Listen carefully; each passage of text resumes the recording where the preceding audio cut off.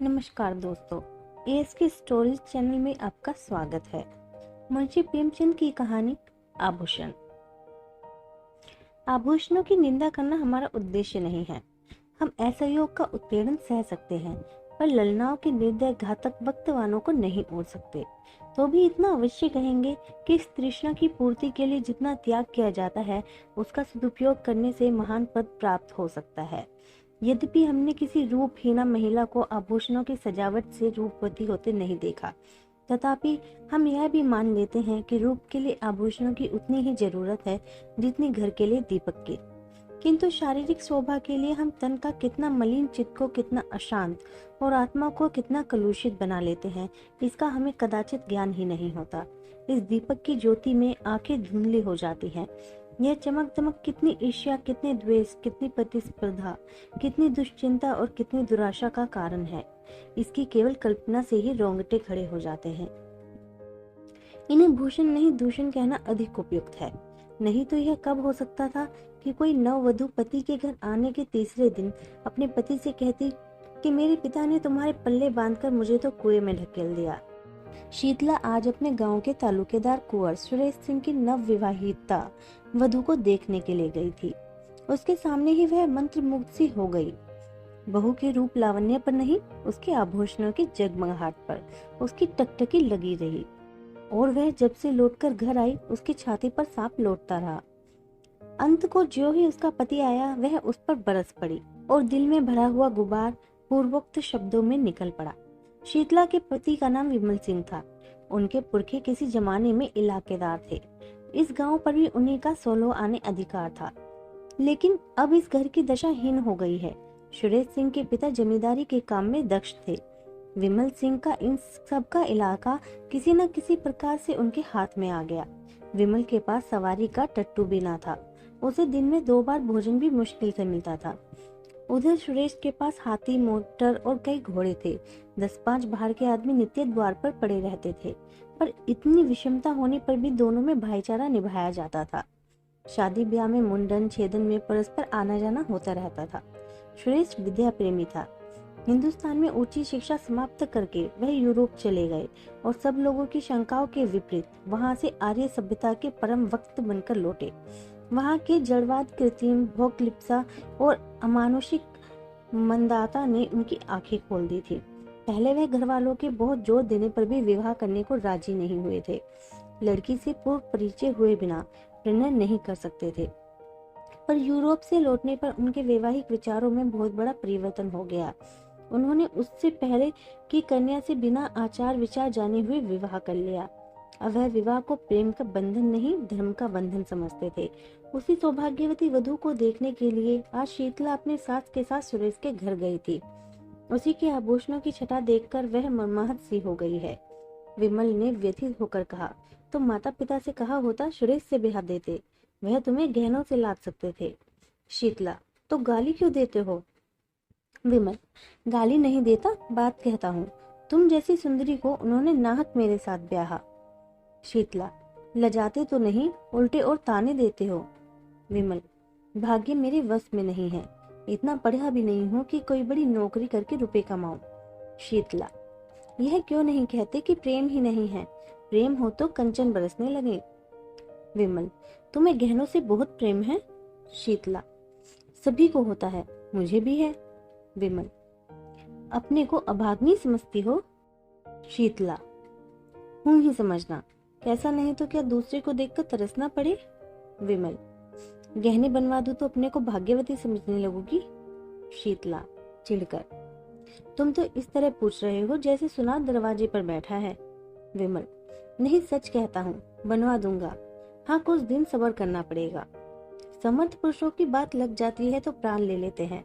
सामर्थ्यहीन पुरुष अपनी ही जान पर खेल जाता है। विमल सिंह ने घर से निकल जाने की ठानी। निश्चय किया, या तो इसे गहने ही लाद दूंगा या वैधव्यक शौक से, या तो आभूषण ही पहनेगी या सिंदूर को भी तरसेगी। दिन भर वह चिंता में डूबा पड़ा रहा। शीतला को उसने प्रेम से संतुष्ट करना चाहा था। आज अनुभव हुआ कि नारी का हृदय प्रेम पाश से नहीं बनता, कंचन के पाश से ही बन सकता है। पहर रात जाते जाते वह घर से चल खड़ा हुआ। पीछे फिरकर कभी ना देखा। ज्ञान से जागे हुए विराग में चाहे मोह का संस्कार हो, पर निराशा से जागा हुआ विराग अचल होता है।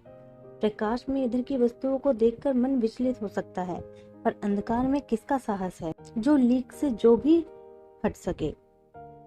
विमल के पास विद्या ना थी, कला कौशल भी ना था। उसे केवल अपने कठिन परिश्रम और कठिन आत्मत्याग का ही आधार था। वह पहले कलकत्ते गया, वहां कुछ दिन तक एक सेठ की अगवानी करता रहा। वहां जो सुन पाया कि रंगून में मजदूरी अच्छी मिलती है, तो वह रंगून जा पहुंचा और बंदर पर माल चढ़ाने उतारने का काम करने लगा। कुछ तो कठिन श्रम, कुछ खाने पीने के असंयम और कुछ जलवायु की खराबी के कारण वह बीमार हो गया। शरीर दुर्बल हो गया, मुख की कांति जाती रही। फिर भी उससे ज्यादा मेहनती मजदूर बंदर पर दूसरा न था। और मजदूर थे, पर यह मजदूर तपस्वी था। मन में जो कुछ ठान लिया था, उसे पूरा करना उसके जीवन का एकमात्र उद्देश्य था। उसने घर को अपना कोई समाचार न भेजा, अपने मन से तर्क किया, घर में मेरा कौन हेतु है, गहनों के सामने मुझे कौन पूछता है। उसकी बुद्धि यह रहस्य समझने में असमर्थ थी कि आभूषणों की लालसा रहने पर भी प्रणय का पालन किया जा सकता है। और मजदूर प्रातः सेरों मिठाइयाँ खाकर जलपान करते थे। दिन भर दम दम भर गांजे, चरस और तंबाकू के दम लगाते थे। अवकाश पाते तो बाजार की सैर करते थे। कितनों को ही शराब का भी शौक था। पैसों के बदले रुपए कमाते थे तो पैसों की जगह रुपए खर्च भी कर डालते थे। किसी की देह पर साबुत कपड़े ना थे, पर विमल उन गिनती के 2-4 मजदूरों में था जो संयम से रहते थे, जिनके जीवन का उद्देश्य खा पीकर मर जाने के सिवा कुछ और भी था। थोड़े ही दिनों में उसके पास थोड़ी सी संपत्ति हो गई। धन के साथ और मजदूरों पर दबाव भी बढ़ने लगा। यह प्राय सभी जानते थे कि विमल जाति का कुलीन ठाकुर है। सब ठाकुर ही उसे कहकर पुकारते थे। संयम और आचार, सम्मान सिद्धि के मंत्र हैं। विमल मजदूरों का नेता और महाजन हो गया। विमल को रंगून में काम करते हुए 3 वर्ष हो चुके थे। संध्या हो गई थी। वह कई मजदूरों के साथ समुद्र के किनारे बैठा बात कर रहा था। एक मजदूर ने कहा, यहाँ की सभी स्त्रियां निठुर होती हैं। बेचारा झिंगुर 10 वर्ष से उसी बर्मी स्त्री के साथ रहता था। कोई अपनी ब्याही जोरू से भी इतना प्रेम न करता होगा। उस पर इतना विश्वास करता था कि जो कुछ कमाता सो उसके हाथ में रख देता था। 3 लड़के थे। अभी कल तक दोनों साथ साथ खाकर लेटे थे। ना कोई लड़ाई, ना बात, ना चीत। रात को औरत न जाने कहाँ चली गई, लड़कों को छोड़ गई। बेचारा झिंगुर रो रहा है। सबसे बड़ी मुश्किल तो छोटे बच्चे की है। अभी कुल 6 महीने का है। कैसे जिएगा भगवान ही जाने। विमल सिंह ने गंभीर भाव से कहा, गहने बनवाता था कि नहीं? मजदूर, रुपए पैसे तो औरत के ही हाथ में थे। गहने बनवाती, उसका हाथ कौन पकड़ता? दूसरे मजदूर ने कहा, गहनों से तो लदी हुई थी, जिधर से निकल जाती थी छम-छम की आवाज से कान भर जाते थे। विमल, जब गहने बनवाने पर भी निठुराई की तो यही कहना पड़ेगा कि यह जाति ही बेवफा होती है। इतने में एक आदमी आकर विमल सिंह से बोला, चौधरी, अभी मुझे एक सिपाही मिला था। वह तुम्हारा नाम, गांव और बाप का नाम पूछ रहा था। कोई बाबू सुरेश सिंह है। विमल ने संशय होकर कहा, हाँ है, तो मेरे गांव के इलाकेदार और बरादरी के भाई हैं। आदमी, उन्होंने थाने में कोई नोटिस छपवाया है कि जो विमल सिंह का पता लगवाएगा उसे 1000 रुपए का इनाम मिलेगा। विमल, तो तुमने सिपाही को सब ठीक ठीक बता दिया?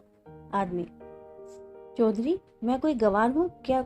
समझ गया कुछ दाल में काला है, नहीं तो कोई इतने रुपए क्यों खर्च करता। मैंने कह दिया कि उनका नाम विमल सिंह नहीं, जसोदा पांडे है। बाप का नाम सुक्खू बताया और घर जिला झांसी में। सोचने लगा यहाँ कितने दिनों से रहता है। मैंने कहा कोई 10 साल से। तब कुछ सोचकर चला गया। सुरेश बाबू से तुमसे कोई अदावत है क्या चौधरी? विमल, अदावत तो नहीं थी, मगर कौन जाने उसकी नीयत बिगड़ गई हो। मुझ पर कोई अपराध लगाकर मेरी जगह जमीन पर हाथ बढ़ाना चाहते हो। तुमने बड़ा अच्छा किया कि सिपाही को उड़नझाई बताई। आदमी, मुझसे कहता था कि ठीक ठीक बता दो तो 50 रुपए तुम्हें भी दिला दूं। मैंने सोचा आप तो 1000 की गठरी मारेगा और मुझे 50 रुपए दिलाने को कहता है। फटकार बता दी। एक मजदूर, मगर जो 200 रुपए देने को कहता तो तुम सब ठीक ठीक नाम ठिकाना बता देते। क्यों? धत तेरे लालची की। आदमी लज्जित होकर, 200 नहीं 2000 रुपए भी देता तो ना बताता। मुझे ऐसा विश्वासघात करने वाला मत समझो। जब चाहे परख लो। मजदूरों में यूं वाद विवाद होता ही रहा। विमल आकर अपनी कोठरी में लेट गया। वह सोचने लगा अब क्या करूं। जब सुरेश जैसे सज्जन की नीयत बदल गई तो अब किसका भरोसा करो। नहीं, अब बिना घर गए काम नहीं चलेगा। कुछ दिन और न गया तो फिर वहां कहीं का ना होगा। 2 साल और रह जाता तो पास में पूरे 5,000 रुपए हो जाते। शीतला की इच्छा कुछ पूरी हो जाती। अभी तो सब मिलाकर 3,000 रुपए ही होंगे। इतने में उसकी अभिलाषा पूरी ना होगी। खैर, अभी चलूं, 6 महीने में फिर लौट आऊंगा। अपनी जायदाद तो बच जाएगी। नहीं, 6 महीने तक रहने का क्या है, जाने आने का 1 महीना लग जाएगा। घर में 15 दिन से ज्यादा ना रहूंगा। वहां कौन पूछता है आऊं या रहूं, मरूं या जीऊं। वहां तो गहनों से प्रेम है। इस तरह मन में निश्चय कर वह दूसरे दिन रंगून से चल पड़ा। संसार कहता है कि गुण के सामने रूप की कोई हस्ती नहीं। हमारे नीति शास्त्र के आचार्यों का भी यही कथन है, पर वास्तव में कितना भ्रम मूलक है। कुंवर सुरेश सिंह की नववधु मंगला कुमारी गृह कार्य में निपुण, पति के इशारे पर प्राण देने वाली, अत्यंत विचारशीला, मधुर भाषणी और धर्म भीरू स्त्री थी, पर सौंदर्य विहीन होने के कारण पति की आंखों में कांटे के समान खटकती थी। सुरेश सिंह बात बात पर उस पर झुंझलाते, पर घड़ी भर में पश्चाताप के वशीभूत होकर उससे क्षमा मांगते, किंतु दूसरे ही दिन वही कुत्सित व्यापार शुरू हो जाता। विपत्ति यह थी कि उनके आचरण अन्य रसियों के भांति भ्रष्ट न थे। वह दाम्पत्य जीवन में ही आनंद, सुख, शांति, विश्वास, प्राय सभी ऐहिक और परमार्थिक उद्देश्य पूरा करना चाहते थे, और दाम्पत्य सुख से वंचित होकर उन्हें अपना समस्त जीवन नीरस, स्वादहीन और कुंठित जान पड़ता था। फल यह हुआ कि मंगला को अपने ऊपर विश्वास न रहा। वह अपने मन में कोई काम करते हुए डरती कि स्वामी नाराज होंगे। स्वामी को खुश करने के लिए अपनी भूलों को छिपाती, बहाने करती, झूठ बोलती, नौकरों को अपराध लगाकर आत्मरक्षा करना चाहती। पति को प्रसन्न रखने के लिए अपने गुणों को, अपनी आत्मा की अवहेलना की, पर उठने के बदले वह पति के नजरों में गिरती ही गई। नित्य नए श्रृंगार करती, पर लक्ष्य से दूर होती जाती थी। पति की एक मधुर मुस्कान के लिए, उसके अधरों पर एक मीठे शब्द के लिए उसका प्यासा हृदय तड़प तड़प कर रह जाता था। लावण्य विहीन स्त्री वह भिक्षुक नहीं है जो चुंगल भर आटे से संतुष्ट हो जाए। वह भी पति का संपूर्ण अखंड प्रेम चाहती है, और कदाचित सुंदरियों से अधिक, क्योंकि वह इसके लिए असाधारण प्रयत्न और अनुष्ठान करती है। मंगला इस प्रयत्न में निष्फल होकर भी और भी संतृप्त होती है। धीरे धीरे पति पर से उसकी श्रद्धा उठने लगी। उसने तर्क किया कि ऐसे क्रूर, हृदय शून्य, कल्पनाहीन मनुष्य से मैं भी उसी का सा व्यवहार करूंगी। जो पुरुष रूप भक्त है वह प्रेम भक्ति के योग्य नहीं। इस प्रत्याघात ने समस्या और भी जटिल कर दी। मगर मंगला की केवल रूपहीनता का ही रोना न था। शीतला का अनुपम रूप लालित्य और उसकी कामनाओं का बाधक था, बल्कि यह उसकी आशालताओं पर पड़ने वाला तुषार था। मंगला सुंदरी ना सही, पर पति पर जान देती थी। जो अपने को चाहे उससे हम विमुख नहीं हो सकते। प्रेम की शक्ति अपार है, पर शीतला की मूर्ति सुरेश के हृदय द्वार पर बैठी हुई मंगला को अंदर न जाने देती थी, चाहे वे कितना ही वेश बदल कर आए। सुरेश इस मूर्ति को हटाने की चेष्टा करते थे, उसे बलात् निकाल देना चाहते थे, किंतु सौंदर्य का अधिपत्य धन के अधिपत्य से कम दुर्निवार नहीं होता। जिस दिन शीतला इस घर में मंगला का मुख देखने आई थी, उसी दिन सुरेश की आंखों ने उसकी मनोहर छवि की एक झलक देख ली थी। वह एक झलक मानो एक क्षणिक क्रिया थी, जिसने एक ही धावे में समस्त हृदय राज्य को जीत लिया, उस पर अपना अधिपत्य जमा लिया। सुरेश एकांत में बैठे हुए शीतला के चित्र को मंगला से मिलाते हुए यह निश्चय करने के लिए कि उनमें क्या अंतर है, एक, क्यों मन में खिंचती है, और दूसरी, क्यों उसे हटाती है। पर उसके मन का यह खिंचाव केवल एक चित्रकार या कवि का रसवादन मात्र था। वह पवित्र और वासनाओं से रहित था। वह मूर्ति केवल उसके मनोरंजन की सामग्री मात्र थी। वह अपने मन को बहुत समझाते, संकल्प करते कि अब मंगला को प्रसन्न रखूंगा। यदि वह सुंदर नहीं है तो उसका क्या दोष है, पर उनका यह प्रयास मंगला के सम्मुख जाते ही विफल हो जाता था। वह बड़ी सूक्ष्म दृष्टि से मंगला के मन के बदलते हुए भावों को देखते थे, पर एक पक्षाघात पीड़ित मनुष्य की भांति घी के घड़े को लुढ़कते देखकर भी रोकने का कोई उपाय न कर सकते थे। परिणाम क्या होगा यह सोचने का उन्हें साहस ही न होता था। पर जब मंगला ने अंत को बात बात में उनकी तीव्र आलोचना करना शुरू कर दिया, वह उनसे उच्छृंख खलता का व्यवहार करने लगी, तो उसके प्रति उनका वह उतना सौहार्द भी विलुप्त हो गया। घर में आना जाना छोड़ दिया। एक दिन संध्या के समय बड़ी गर्मी थी। पंखा झलने से भी आग और दहकती थी। कोई सैर करने बगीचे में भी ना जाता था। पसीने की भांति शरीर की सारी स्फूर्ति बह गई थी। जो जहाँ था वही मुर्दा सा पड़ा था। आग से सेके हुए मृदंग की भांति लोगों के स्वर कर्कश हो गए थे। साधारण बातचीत में भी लोग उत्तेजित हो जाते थे, जैसे साधारण संघर्षण से वन के वृक्ष जल उठते हैं। सुरेश सिंह कभी 4 कदम टहलते थे, फिर हाफ कर बैठ जाते थे। नौकरों पर झुंझला रहे थे कि जल जल छिड़काव क्यों नहीं करते। सहसा उन्हें अंदर से गाने की आवाज सुनाई दी। चौंके, फिर क्रोध आया। मधुर गान कानों को अप्रिय जान पड़ा। क्या यह बेवक्त की शहनाई है या गर्मी के मारे दम निकल रहा है और इन सबको गाने की सोजी है? मंगला ने बुलाया होगा, और क्या। लोग नाहक कहते हैं कि स्त्रियों का जीवन का आधार प्रेम है। उनके जीवन का आधार वही भोजन, निद्रा, राग, रंग, आमोद प्रमोद है जो समस्त प्राणियों का है। घंटे भर तो सुन चुका, यह गीत कभी बंद भी होगा या नहीं? सब व्यर्थ में गला फाड़ फाड़ कर चिल्ला रही है। अंत को रहा ना गया। जनान खाने में आकर बोले, यह तुम लोगों ने क्या कांव कांव मचा रखी है? ये गाना बजाने का कोई समय है? बाहर बैठना मुश्किल हो गया। सन्नाटा छा गया, जैसे शोरगुल मचाने वाले बालकों में मास्टर पहुंच जाए। सभी ने सिर झुका लिए और सिमट गईं। मंगला तुरंत उठकर सामने वाले कमरे में चली गई। पति को बुलाया और आहिस्ते से बोली, क्यों इतना बिगड़ रहे हो? मैं इस वक्त गाना नहीं सुनना चाहता। तुम्हें सुनाता ही कौन है? क्या मेरे कानों पर भी तुम्हारा अधिकार है?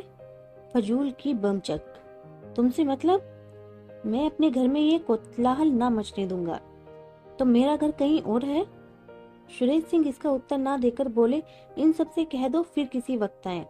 मंगला, इसलिए कि तुम्हें इनका आना अच्छा नहीं लगता? हाँ, इसलिए। तुम क्या सदा वही करते हो जो मुझे अच्छा लगे?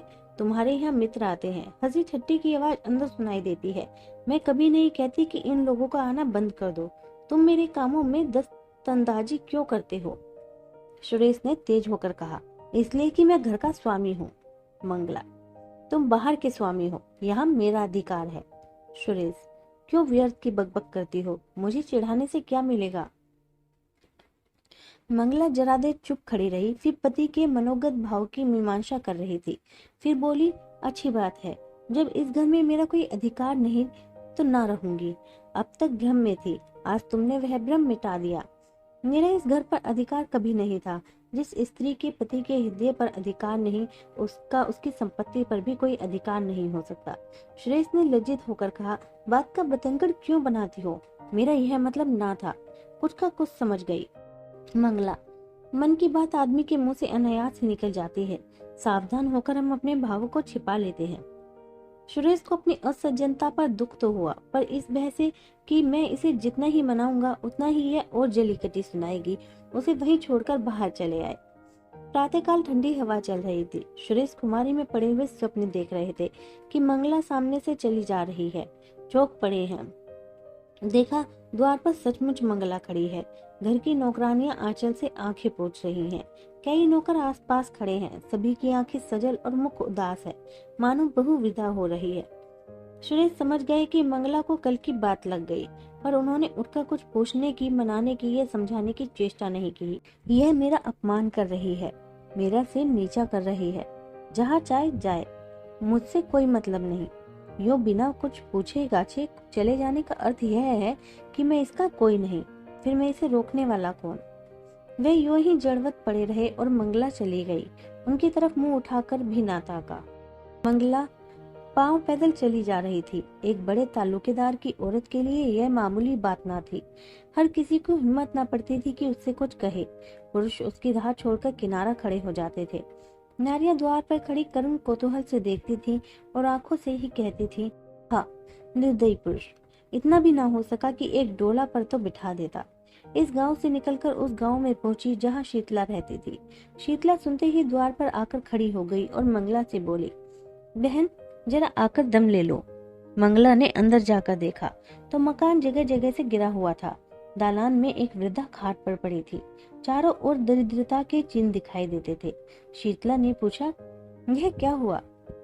मंगला, जो भाग्य में लिखा था। शीतला, कुंवर जी ने कुछ कहा सुना था? मंगला, मुंह से कुछ ना कहने पर भी तो मन की बात छिपी नहीं रहती। शीतला, अरे तो क्या अब यहाँ तक नौबत आ गई। दुख की अंतिम दिशा संकोचहीन होती है। मंगला ने कहा, चाहती तो अब भी पड़ी रहती, उसी घर में जीवन कट जाता, पर जहाँ प्रेम नहीं, पूछ नहीं, मान नहीं, वहाँ अब नहीं रह सकती। शीतला, तुम्हारा मेका कहाँ है?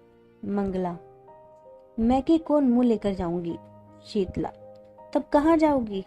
मंगला, ईश्वर के दरबार में। पूछूंगी कि तुमने मुझे सुंदरता क्यों नहीं दी, बदसूरत क्यों बनाया। बहन, स्त्री के लिए इससे अधिक दुर्भाग्य की बात नहीं कि वह रूपहीन हो। शायद पहले जन्म की पिशाचनियां ही बदसूरत औरतें होती हैं। रूप से प्रेम मिलता है और प्रेम से दुर्लभ कोई वस्तु नहीं है। यह कहकर मंगला उठ खड़ी हुई। शीतला ने उसे रोका नहीं। सोचा, इसे क्या खिलाऊंगी, आज तो चूल्हा जलने की भी आशा नहीं। उसके जाने के बाद वह देर तक बैठी सोचती रही, मैं कैसी अभागिन हूँ। जिस प्रेम को न पाकर यह बेचारी जीवन को त्याग रही है, उसी प्रेम को मैंने पांव से ठुकरा दिया। इसे जेवर की क्या कमी थी? क्या ये सारे जड़ाऊ जेवर इसे सुखी रख सके? इसने उन्हें पांव से ठुकरा दिया। उन्हीं आभूषणों के लिए मैंने अपना सर्वस्व खो दिया। हाँ, न जाने वह कहाँ है, किस दशा में है। अपनी लालसा को, तृष्णा को वह कितनी ही बार धिक्कार चुकी थी। मंगला की दशा देखकर आज उसे आभूषणों से घृणा हो गई। विमल को घर छोड़े 2 साल हो गए थे। शीतला को अब उनके बारे में भांति भांति की शंकाएं होने लगी थी। आठों पहर उनके चित्त में ग्लानि और शोभ की आग सुलगा करती थी। देहात के छोटे मोटे जमींदारों का काम डांट डपट छीन झपट से ही चला करता है। विमल की खेती बेगार में होती थी। उसके चले जाने के बाद सारे खेत परती रह गए, कोई जोतने वाला ना मिला। इस ख्याल से साझे पर भी किसी ने ना जोता कि बीच में कहीं विमल सिंह आ गए तो साझेदार को अंगूठा दिखा देंगे। असामियों ने लगान ना दिया। शीतला ने महाजन से रुपए उधार लेकर काम चलाया। दूसरे वर्ष भी यही कैफियत रही। अब की महाजन ने रुपए नहीं दिए। शीतला के गहनों के सिर गई। दूसरा साल समाप्त होते होते घर की सब लेई पूंजी निकल गई। फाके होने लगी। बूढ़ी सास, छोटा देवर, नंद और आप 4 प्राणियों का खर्च था। नाथ हित भी आते ही रहते हैं। उस पर यह और मुसीबत हुई कि मैके में एक फौजदारी हो गई। पिता और बड़े भाई उसमें फंस गए। तो छोटे भाई, एक बहन और माता, 4 प्राणी और सर पर आ डटे। गाड़ी पहले मुश्किल से चलती थी, अब जमीन में धंस गई। प्रातः काल से ही कलह आरंभ हो जाता। समधिन समधिन से, साले बहनोई से गुज जाते। कभी तो अन्न के अभाव से भोजन ही न बनता, कभी भोजन बनने पर भी गाली गलौज के कारण खाने की नौबत न आती।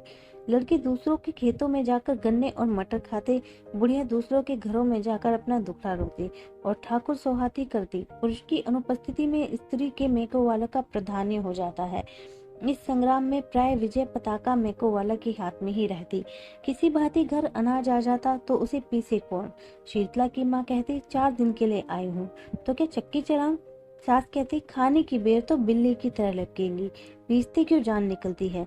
विवश होकर शीतला को अकेले पीसना पड़ता। भोजन के समय वह महाभारत मचता कि पड़ोसी वाले तंग हो जाते। शीतला कभी माँ के पैरों पड़ती, कभी सास के चरण पकड़ती, लेकिन दोनों ही उसे झिड़क देती। माँ कहती, तूने यहाँ बुलाकर हमारा पानी उतार दिया। सास कहती, मेरी छाती पर सोत लाकर बैठा दी, अब बातें बनाती है। इस घोर विवाद में शीतला अपना विरह शोक भूल गई। सारी अमंगल शंकाएं इस विरोध अग्नि में शांत हो गई। अब बस यही चिंता थी कि इस दशा से छुटकारा कैसे हो। माँ और सास दोनों का ही यमराज के सिवा कोई और ठिकाना ना था, पर यमराज उनका स्वागत करने के लिए बहुत उत्सुक नहीं जान पड़ते थे।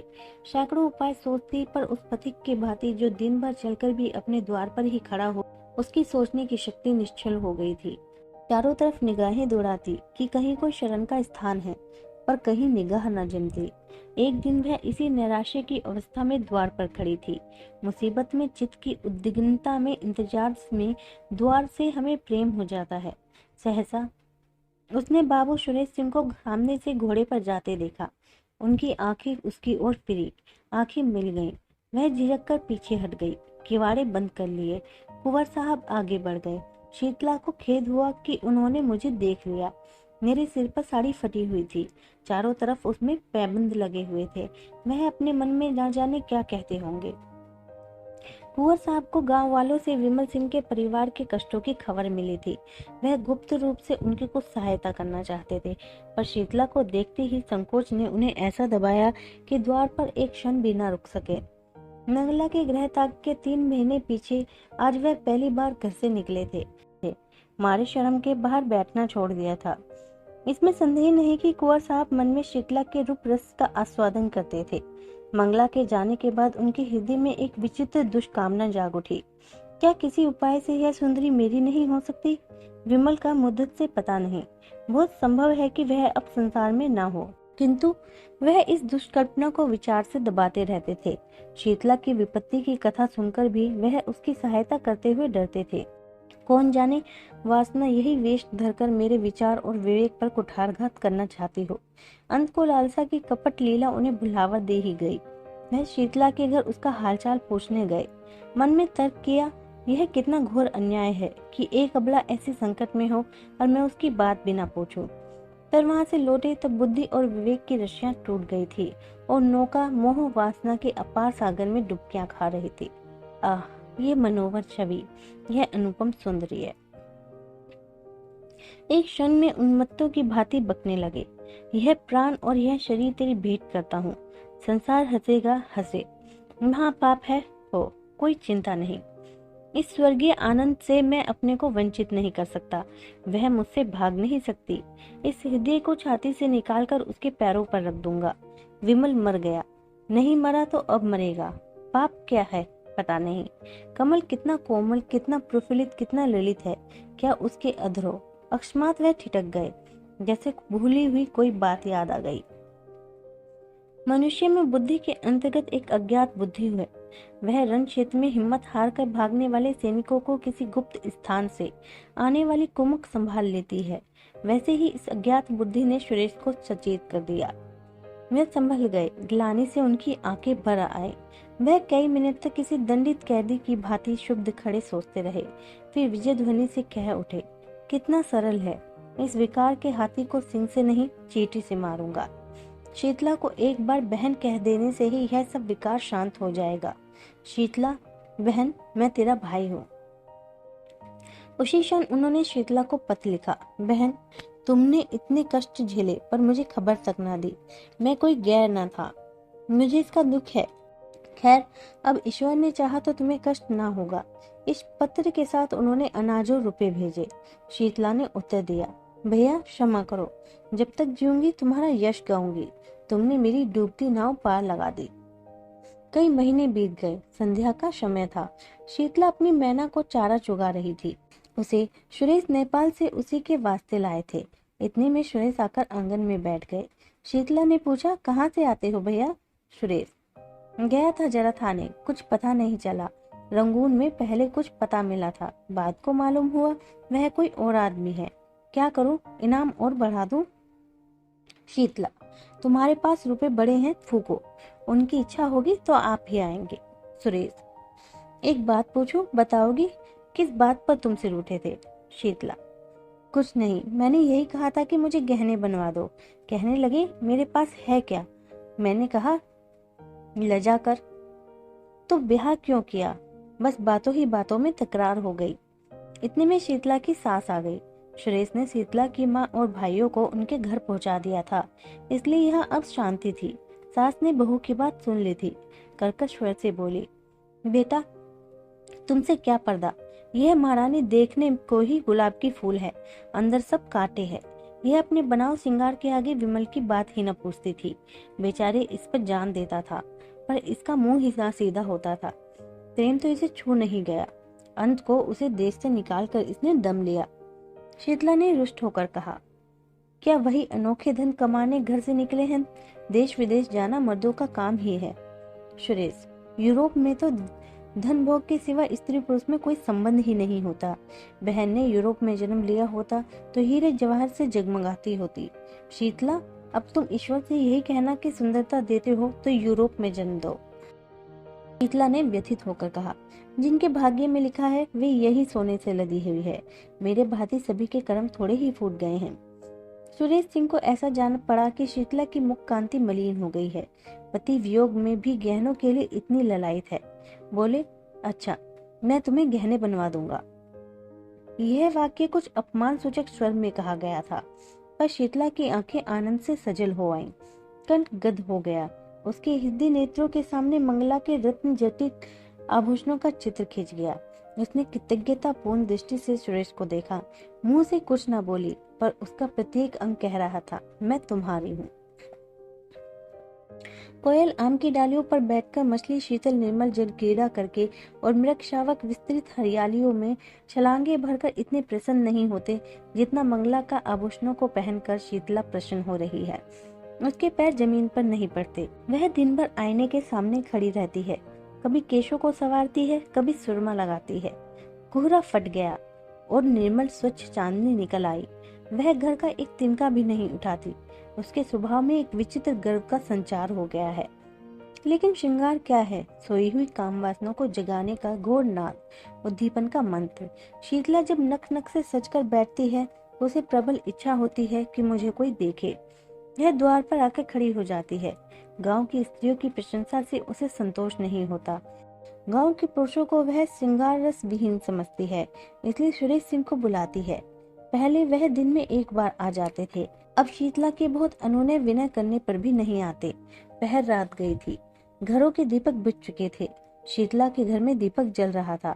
उसने कुहर साहब के बगीचे से बेले के फूल मंगवाए थे और बैठी हार गूंथ रही थी, अपने लिए नहीं, सुरेश के लिए। प्रेम के सिवा एहसान का बदला देने के लिए उसके पास और था ही क्या। एकाएक कुत्ते के भूखने की आवाज सुनाई दी और दम भर में विमल सिंह ने मकान के अंदर कदम रखा। उनके एक हाथ में संदूक था, दूसरे हाथ में एक गठरी। शरीर दुर्बल, कपड़े मैले, दाढ़ी के बाल बड़े हुए, मुख पीला, जैसे कोई कैदी जेल से निकल कर आया हो। दीपक का प्रकाश देखकर वह शीतला के कमरे की तरफ चले। मैना पिंजरे में तड़फड़ाने लगी। शीतला ने चौंक कर सिर उठाया, घबराकर बोली, कौन? फिर पहचान गई। तुरंत फूलों को एक कपड़े से छिपा दिया। उठ खड़ी हुई और सिर झुकाकर पूछा, इतनी जल्दी सुध ली? विमल ने कुछ जवाब न दिया। विस्मित होकर कभी शीतला को देखा, कभी अपने घर को, मानो किसी नए संसार में पहुंच गया है। यह वह अध खिला फूल ना था जिसकी पंखुड़ियां अनुकूल जलवायु ना पाकर सिमट गई थी। यह पूर्ण विकसित कुसुम था, ओस के जल कणों से जगमगाता हुआ और वायु के झोंकों से लहराता हुआ। विमल उसकी सुंदरता पर पहले भी मुक्त था, पर वह ज्योति आज अग्नि ज्वाला थी, जिससे हृदय के ताप और आंखों में जलन होती थी। यह आभूषण, ये वस्त्र, यह सजावट। उसके सिर में एक चक्कर सा आ गया, जमीन पर बैठ गया। इस सूर्यमुखी के सामने बैठते हुए उसे लज्जा आती थी। शीतला अभी तक स्तंभित खड़ी हुई। वह पानी लाने नहीं दौड़ी, उसने पति के चरण नहीं धोए, उसको पंखा तक नहीं जला। हतबुद्धि सी हो गई थी। उसने कल्पनाओं की कैसी सुरम्य वाटिका लगाई थी, उस पर तुषार पड़ गया। वास्तव में इस मलिन वदन अर्धनग्न पृष्ठ से उसे घृणा हो रही थी। यह घर का जमींदार विमल ना था, वह मजदूर हो गया था। मोटा काम मुखाकृति पर असर डाले बिना नहीं रहता। मजदूर सुंदर वस्त्रों में भी मजदूर रहता है। सहसा विमल की माँ चौंकी। शीतला के कमरे में आई तो विमल को देखते ही मात्र स्नेह से विहल हो उसे छाती से लगा लिया। विमल ने उसके चरणों पर सिर रखा।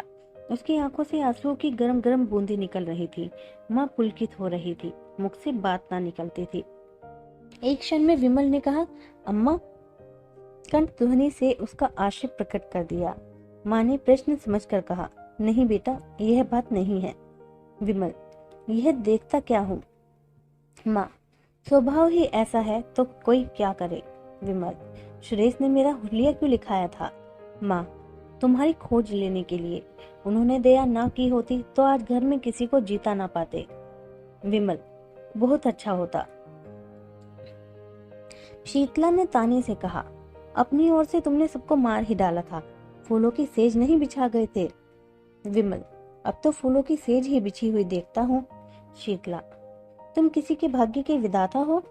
विमल सिंह उठकर क्रोध से कांपता हुआ बोला, अम्मा, मुझे यहाँ से ले चलो। मैं इस पिशाचिनी का मुंह नहीं देखना चाहता। मेरी आंखों में खून उतरता चला आता है। मैंने इस कुल कलंकिनी के लिए 3 साल तक जो कठिन तपस्या की है, उससे ईश्वर मिल जाता, पर इसे ना पा सका। यह कहकर वह कमरे से निकल आया और माँ के कमरे में लेट रहा। माँ ने तुरंत उसका मुंह और हाथ पैर धुलाए। वह चूल्हा जलाकर पूरियां पकाने लगी। साथ साथ घर की विपत्ति कथा भी कहती जाती थी। विमल के हृदय में सुरेश के प्रति जो विरोधाग्नि प्रज्वलित हो रही थी वह शांत हो गई, लेकिन हृदय दाह ने रक्त दाह का रूप धारण किया। जोर का बुखार चढ़ आया। लंबी यात्रा की थकान और कष्ट तो था ही, वर्षों के कठिन परिश्रम और तप के बाद यह मानसिक संताप और भी दुस्सह हो गया। सारी रात वह अचेत पड़ा रहा। माँ बैठी पंखा झलती और रोती थी। दूसरे दिन भी बेहोश पड़ा रहा। शीतला उसके पास एक क्षण के लिए भी न आई। इन्होंने मुझे कौन से सोने के कोर खिला दिए हैं जो इनकी यह धूस सहूं। यहाँ तो जैसे कंता घर रहे वैसे रहे विदेश। किसी की फूटी कोड़ी नहीं जानती। बहुत ताव दिखाकर तो गए थे, क्या लाद लाए। संध्या के समय सुरेश को खबर मिली, तुरंत दौड़े हुए आए। आज 2 महीने के बाद उन्होंने घर में कदम रखा। विमल ने आंखें खोली, पहचान गया। आंखों से आंसू बहने लगे। सुरेश के मुखरविंद पर दया की ज्योति झलक रही थी।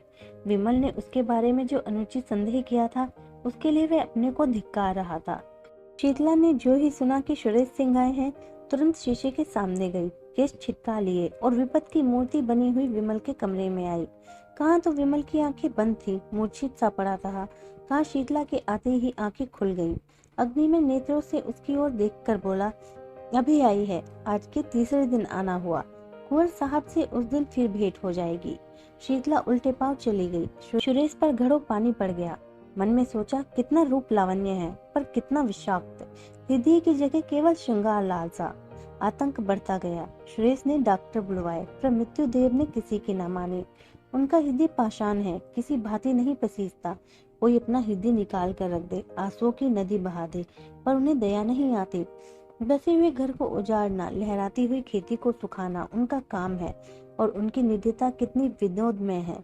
यह नित्य नए रूप बदलते रहते हैं। कभी दामिनी बन जाते हैं तो कभी पुण्यमाला, कभी सिंह बन जाते हैं तो कभी सियार, कभी अग्नि के रूप में दिखाई देते हैं तो कभी जल के रूप में। तीसरे दिन पिछली रात को विमल की मानसिक पीड़ा और हृदय ताप का अंत हो गया। चोर दिन को भी कभी चोरी नहीं करता।